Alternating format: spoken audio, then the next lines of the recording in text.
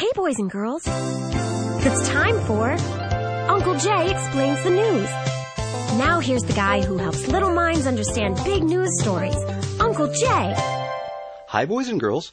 Well, there's a lot of news stories happening right now, and they've kind of crowded out the stories about cars being recalled. Remember those? It's not just Toyotas being recalled now, so pay attention to any warning signs and to any announcements that come out. Well, Uncle Jay's news word for this week is ritual. This, of course, is any kind of activity that you repeat.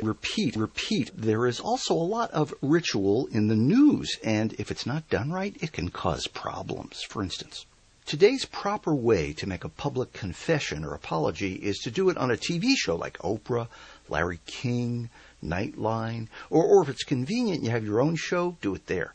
But, oh no, not Tiger Woods. He had to do it his way and be on all the channels, interrupted all the shows, and it seriously screwed up the sleeping schedule of the evening news anchors who had to show up in the morning just to prove to you how important this is, and they are.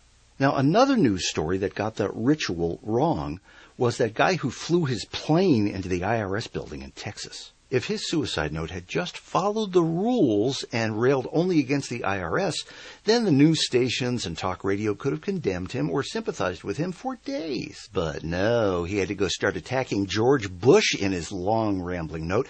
And if you're not purely left or right extreme enough, the media has no use for you. Sorry.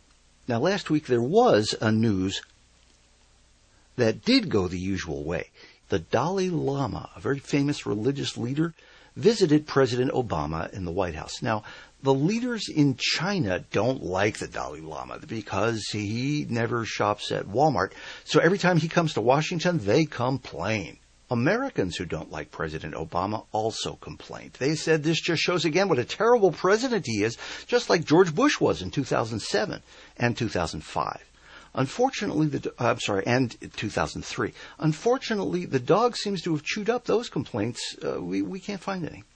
And now it's time to answer one of your news questions. This week it comes from a pair, Joseph and Betty in Kunkletown, Pennsylvania.